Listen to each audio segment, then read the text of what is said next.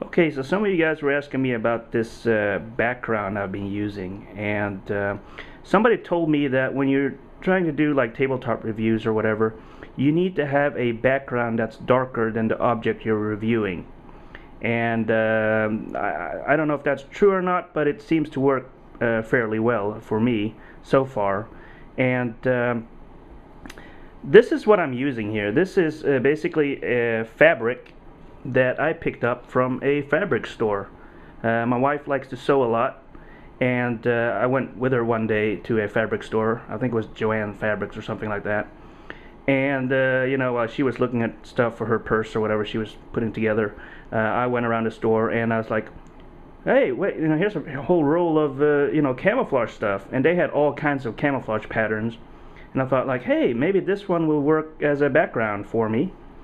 And it was actually quite cheap. It was like $1 or $2 per. I don't know. I don't even know how to measure fabric, but whatever. However they measure it, it was pretty cheap. So I got a whole big segment of it, and basically, I got so much of it. If I wanted to in the future, I could probably have it as my background behind me if I had to do a video, but. If you guys are looking for something to use as a background for your videos, and when you're doing tabletop reviews, you can't go wrong with some fabric. So if you have a local fabric store, you can go down there and pick it up.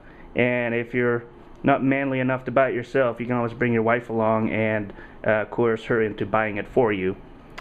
But yeah, this is good. I think this is like based on like the Marpat kind of pattern or something, but obviously it's not Marpat because it doesn't have the USMC logo in it or anything like that. But it's a digital camouflage style pattern. I'll give you a little close up here.